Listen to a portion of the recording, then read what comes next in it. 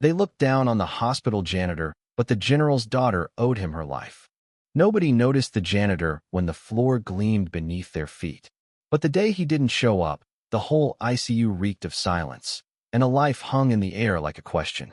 The whispers started before the shift changed something about the old black man with the mop, who got too comfortable in the staff lounge.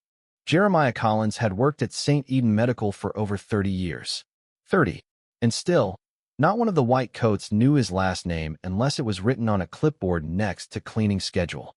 They called him Jay or Hey Man, and once, during a Christmas party, someone accidentally said James and never corrected it. Jeremiah knew how invisible he was. He'd perfected it, really. Moving quietly behind nurses, slipping between surgeries, picking up the remnants of life. Gauze soaked in blood, crushed coffee cups, the dropped tear of a mother who'd just lost her baby. He swept it all up, silently, like it was his penance. He had one rule. He never spoke unless spoken to. But there was one person who saw him. Her name was Anna Whitaker. She was 17, pale as porcelain, with golden hair that curled around her 4 tubes like sunshine getting strangled. She was also dying. Leukemia had snatched most of her marrow, and her last hope, the miracle marrow transplant, had just collapsed when the donor backed out. Her father, General Alexander Whitaker, the man who barked orders at nations and whose face regularly appeared on CNN panels about war ethics, now found himself helpless, powerless, just a father watching his little girl fade. Anna met Jeremiah on a Thursday. She had thrown up during her chemo, and the nurses had forgotten to come back. He appeared like smoke, a quiet motion at the door. She remembered his eyes dark brown, kind, and heavy like he carried things no one else could see. "You don't have to clean that," she whispered, her voice dry. "I know," he replied without looking at her. "But someone should." It became a ritual. Every night, after visiting hours ended and the corridor dimmed, Jeremiah would mop her room. Slowly, not because it needed it, but because she was alone. They started talking. First about music she liked Etta James, because her grandmother did. Then about books. She was reading To Kill a Mockingbird, and she asked him if it was true what the book said about people being cruel and blind to justice. Jeremiah smiled sadly. "It's not a book if you lived it." They talked more each night. She learned that he once wanted to be a jazz pianist, that he played trumpet in church, that he used to read law before his brother was falsely imprisoned and everything spiraled, that he'd taken this janitor job not because he couldn't do more but because the world refused to let him. "You're the smartest person I've met in this whole place," Anna said once. Jeremiah chuckled. "That's not saying much." She laughed too. It was the first time in weeks.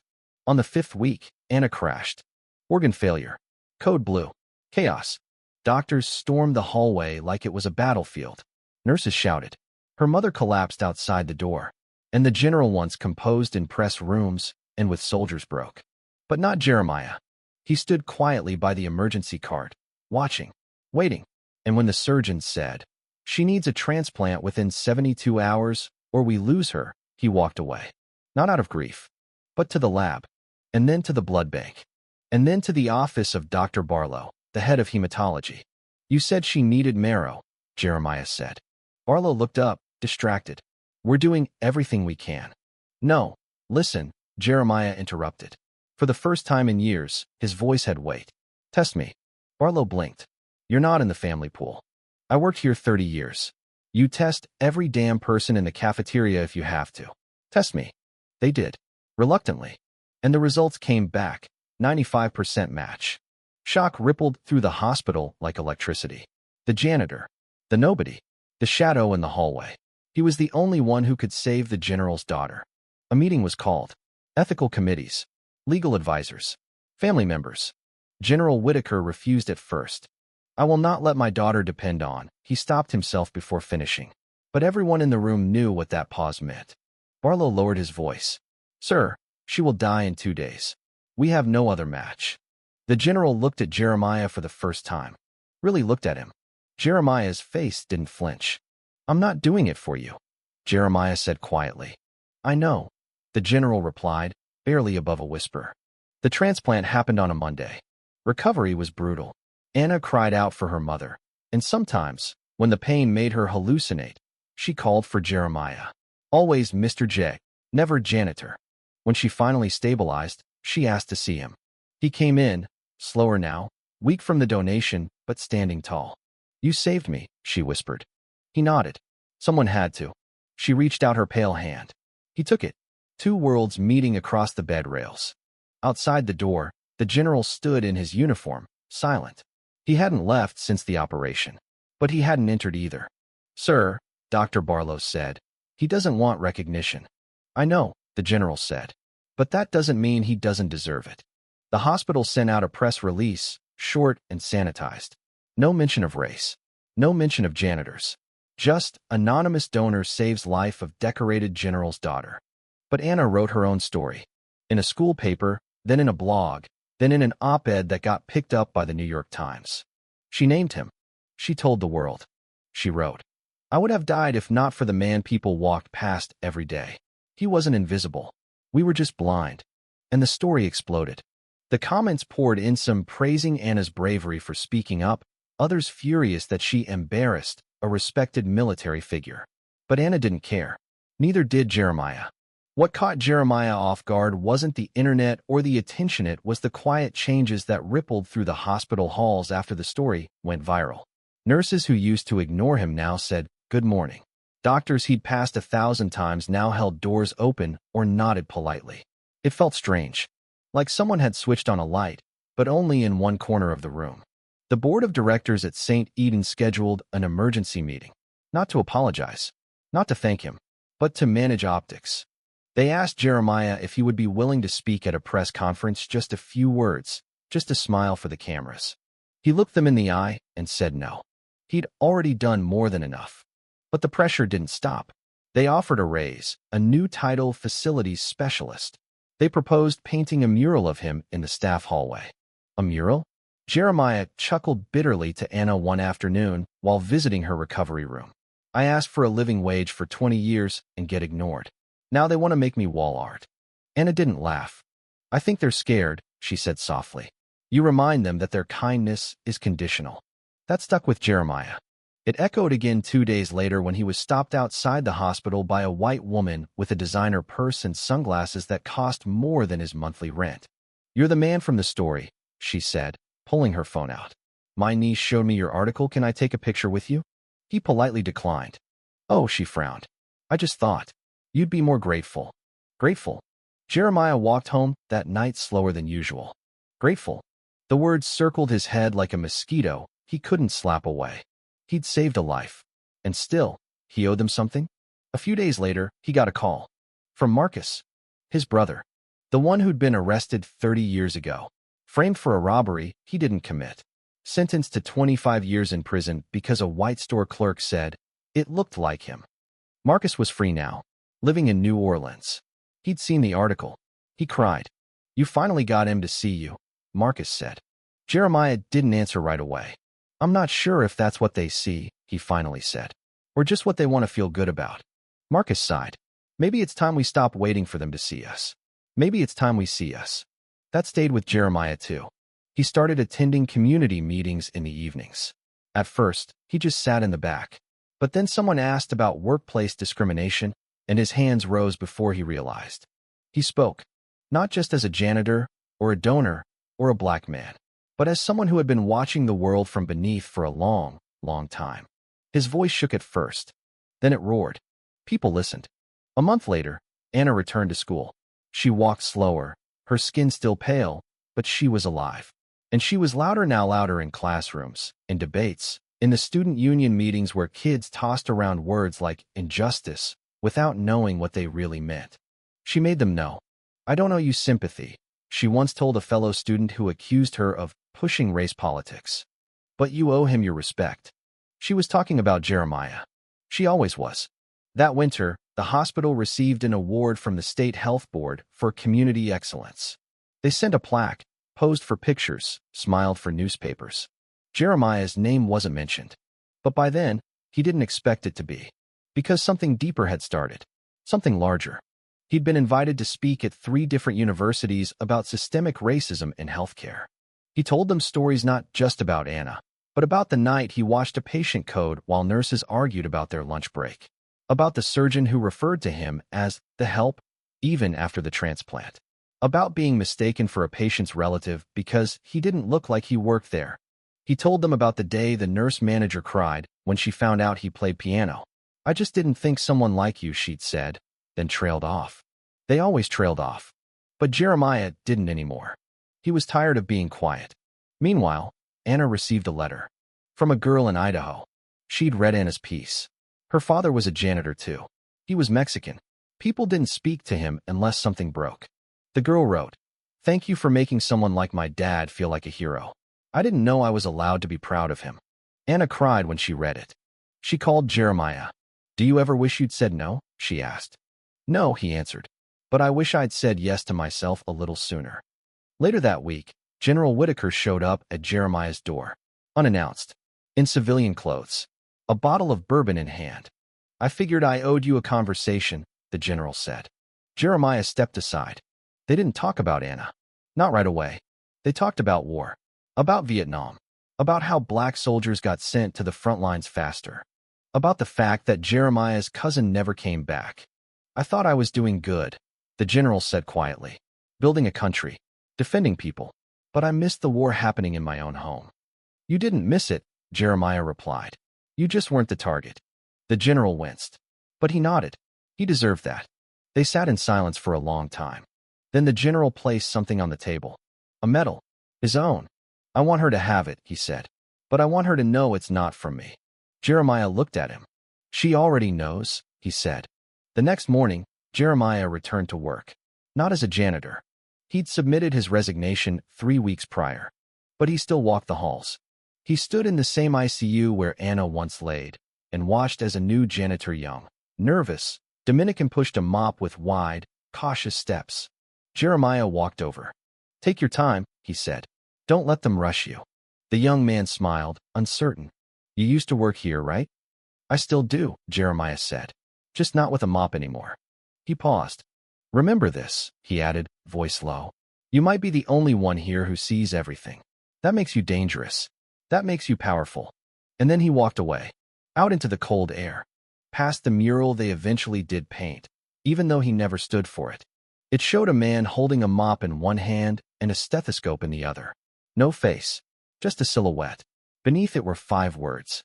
"She lived because he stayed." The mural stirred something deeper than hospital pride. It made people uncomfortable, and that was good. People slowed down when they passed it. Some muttered under their breath about wokeness or political correctness. Others stood in silence, just staring, but no one ignored it. And that, perhaps, was the beginning of the shift. Anna visited the mural alone one evening after her checkup. She wore a hoodie and jeans and kept her head down. The halls were mostly empty, the way Jeremiah liked them. When she reached the wall, she stared at the faceless figure. Her fingers brushed the cold tile under the inscription. She whispered, "Thank you," though she knew he wasn't there. Behind her, a custodian was quietly mopping. An older Filipino man this time. His back ached, and he hummed softly to himself as he worked. Anna turned and nodded at him. He nodded back. "Do they treat you well here?" she asked, startling even herself. He paused, thoughtful. "Better than some places," he said.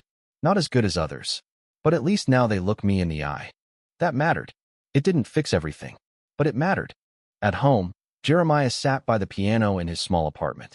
The keys were slightly yellowed, but the sound was still rich. He hadn't played in years, maybe decades. But tonight, he needed it. He played quiet lino sheet music, just memory and instinct. Notes rose like old ghosts, dancing between the walls. It wasn't perfect, but it was honest. When he finished, he looked at his hands. They were worn, calloused, aged by chemicals and time. But they had saved a life. They had created music. They had written letters, held children, buried brothers, and kept rooms clean so others could live. What more did a man need? The next day, Jeremiah got a letter. A real one. No email, no printed memo. Handwritten. Slanted cursive. It was from Anna. She'd written, "Mr. J, I'm not sure how to explain what you've given me. It's more than life. It's vision. You gave me the truth, raw and hard and beautiful. You didn't know me anything, but you gave me everything. You taught me that silence is not peace, and being kind is not the same as being just. I don't know who I'll become, but I know who I won't be. I won't be someone who walks past a janitor and forgets he's a man. With all my heart. Anna. Jeremiah folded the letter carefully and tucked it into his old Bible, next to the obituary of his mother. She would have liked Anna, he thought. She would have told her the same thing she used to tell him. Live louder than they want you to. He took a deep breath and called Marcus again. You ever think about building something? Jeremiah asked. There was a long pause on the line. You mean like a center? Marcus said. Maybe. For what? For us, Jeremiah answered. For the ones who clean, cook, carry. The ones they never see. Marcus whistled. You serious? Jeremiah nodded, even though no one could see. I think it's time. In the following weeks, the idea grew legs. Anna offered to help. She didn't want to be the face of it, insisted it had to come from within, but she knew how to write grant proposals and wrangle attention. The idea was simple. A community foundation dedicated to essential workers, especially janitors, cafeteria staff, orderlies, maintenance workers, mostly people of color, often immigrants, almost always invisible. They called it the Backbone Project. Because if society was a body, these people were its spine. Word spread fast. Retired nurses and teachers donated. Local churches hosted fundraisers. Even some of the doctors from St. Eden, those with enough humility to admit the system was broken, chipped in quietly. The general sent a personal check. No note. Just the name, Alexander Whitaker, and a number large enough to build the first floor. Jeremiah laughed when he saw it. Warm money building peace, he muttered. I'll take it. The first event they hosted was a listening circle. No cameras. No news crews. Just chairs in a church basement and stories. A man who cleaned hotel bathrooms spoke of being spit on during COVID. A woman who'd worked 20 years in the same school cafeteria talked about how students never learned her name. A janitor from another hospital cried, while telling the room he once found a dying patient no one had noticed and didn't get so much as a thank you. Jeremiah didn't speak that night. He just listened. And when the night ended, he stood and said, What you shared, he writes, holy. And it belongs to you. They left the lights on until midnight. No one wanted to leave. Meanwhile, back at St. Eden, something curious began to happen. New hires, mostly young, started asking questions. Why do the janitors have a separate break room? Why aren't their names on the staff board? Why don't they get invited to the monthly meetings? The administration squirmed. The old guard frowned. But the tide was turning. Anna wrote another piece, this one more pointed. Less personal. More structural. She titled it, Polished Floors, Dirty Systems. It made rounds in medical schools. Jeremiah received invitations to speak at Harvard, Yale, and Morehouse. He turned most of them down. He preferred the local library or the community center in Southside, where kids ran barefoot and mothers came in tired but proud. He told them, You are not invisible. They just refuse to focus. He never called himself a hero, but others did. At the 1-year mark of Anna's recovery, the hospital held a small ceremony. Not in the main lobby, not in front of cameras, but in the staff lounge. They gave her a framed certificate of inspiration. She accepted it, then stood at the podium and said, This isn't about me. It's about what we choose to see. Every one of you has passed greatness in these halls without knowing it. It wore coveralls instead of coats. It mopped instead of operated. It waited. And now, it speaks. She stepped down. Applause filled the room. But Jeremiah wasn't there. He was at the foundation's new building, a small one-story space with a flat roof and windows that overlooked the bus station. Nothing fancy, but inside, it pulsed with purpose. He sat with a young woman applying for tuition aid. Her father was a custodian who'd died of COVID. She wanted to be a doctor. Jeremiah listened to her story. Then he reached into the drawer and handed her a scholarship form. Change the world, he said. I don't know if I can, she whispered. He looked her in the eyes. You already are. Spring came to the city and sudden warm street corners bloomed with food carts. Bus stops turned into sunbathing spots, and laughter returned to the sidewalks. But for Jeremiah, it was something else that bloomed, voice. The Backbone Project was no longer a quiet experiment. It had become a movement. Stories poured in from across the country.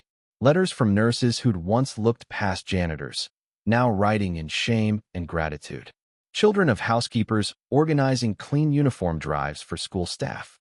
A high school in Baltimore renamed its maintenance wing after a beloved janitor who'd passed away during lockdown.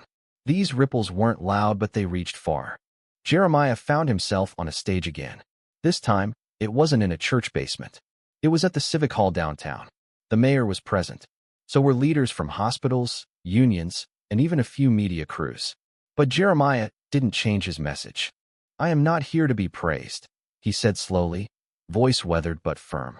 "I'm here to remind you that respect isn't charity, it's justice." He paused, then added, "And if you're still asking why a janitor had to save the general's daughter for you to see his worth, then you haven't learned anything at all." Silence fell like a heavy blanket, not out of awkwardness but impact. In the front row, Anna sat quietly, her hand clasped around a small gold chain. On it hung the general's medal. She'd worn it every day since the anniversary of her transplant, not for decoration, but as a vow, a reminder. Later, as the crowd broke up and people came forward with praise, Jeremiah stepped away and headed to the hallway. He hated fanfare. It felt dishonest, like people were clapping for the ending, but not the struggle. Outside the building, Marcus stood leaning against a wall with 2 coffees. "You still hate applause?" he grinned. "Not hate," Jeremiah shrugged, taking the cup. "Just don't trust it." They walked in silence for a bit. Then Marcus said, "You know, Mama would have said this was your ministry all along." "I used to think she meant the church," Jeremiah replied. "She didn't," Marcus said. "She meant people." That night, back in his apartment, Jeremiah looked out the window. Below, the city glowed. Neon signs, ambulances, streetlights flickering on cracked pavement. All of it still flawed, still noisy, still blind in places. But something was shifting, and he could feel it. He sat at the piano again. His fingers found an old melodia hymn his mother used to hum when folding laundry. The one she sang when news came that Marcus had been sentenced. The one she sang while cooking, while crying, while fighting back bitterness. "Guide me, O thou great Jehovah." He played softly, each note a prayer, a memory, a thread. Across the city, Anna prepared her graduation speech. She had fought hard to return to school, to catch up. Her body still tired easily, but her voice had only grown stronger. At her high school's auditorium, she stood before hundreds of families and spoke the words that had lived in her chest for over a year. "I should have died," she said, "but someone saw my life worth saving when the world didn't see him at all." She didn't name Jeremiah. She didn't need to. She looked straight at her classmates and added, "If you leave this school and walk into the world thinking titles define worth, you've already failed. If you ignore the hands that clean your classrooms, carry your trays, or fix your pipes, then you don't deserve the degrees you wear." Some parents shifted uncomfortably. Others clapped. Anna didn't wait for a standing ovation. She walked off the stage with peace in her spine. Summer. The Backbone Project now had branches in 5 cities: Chicago, Atlanta, New Orleans, Oakland, Detroit. Each one run by people who had lived the story. No celebrities, no saviors, just workers and their families reclaiming dignity. One center in Oakland held an event called Speak Their Names, a wall filled with the names of hospital janitors who had died from preventable exposure, lack of PPE, and neglect. Every name was written in gold ink, by hand, by someone who'd known them. It wasn't a gallery. It was a reckoning. One visitor from a hospital board stood before the wall for 30 minutes, silent. Then he left a note that simply read, "I'm sorry I waited this long to see you." Jeremiah visited Anna's house on the 4th of July. Her mother had invited him. The general wasn't there. He was in D.C. on defense matters, but the house felt lighter without his shadow. They ate grilled corn and watermelon. Kids from the neighborhood ran through sprinklers. At one point, Anna brought out a photo she'd kept hidden from the internet. It was of Jeremiah standing beside her hospital bed, eyes closed, hand wrapped gently around hers. "I asked the nurse to take it," she said. "I wanted to remember who gave me back the world." Jeremiah studied it for a long time. "She's grown," he said quietly, pointing to Anna in the picture. "So has he," Anna replied, nodding toward him. They didn't say much else. They didn't need to. The last time Jeremiah visited St. Eden, it wasn't as staff or even guest. It was his family. The young Dominican janitor he'd once mentored Louis had just become a father. His wife had given birth to a premature baby boy. Jeremiah came to bring him food and a warm jacket for the long nights in the NICU. Luis was exhausted but grateful. "I don't know how to thank you," he said.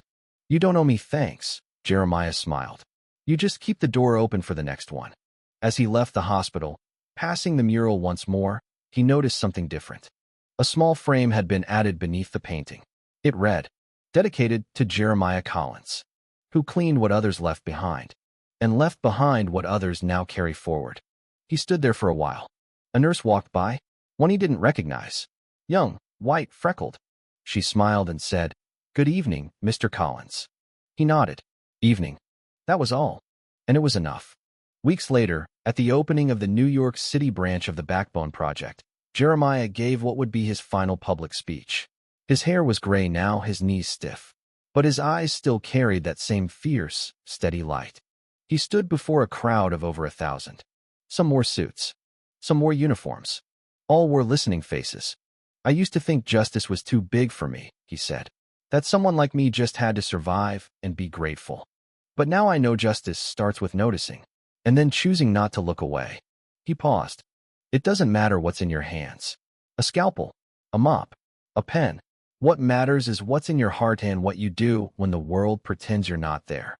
He stepped back. Applause rose. Not out of pity, not out of performance, but respect. That night, back in his small apartment, Jeremiah placed the speech papers in a drawer beside the letter from Anna, the old newspaper clipping, and a worn-down badge that once read, "EVS Staff J. Collins." He didn't throw it out. He never would. Because some names didn't need to be erased. They just needed to be remembered right. The end. Thank you for listening. If you find it interesting, please like and subscribe to follow the next stories.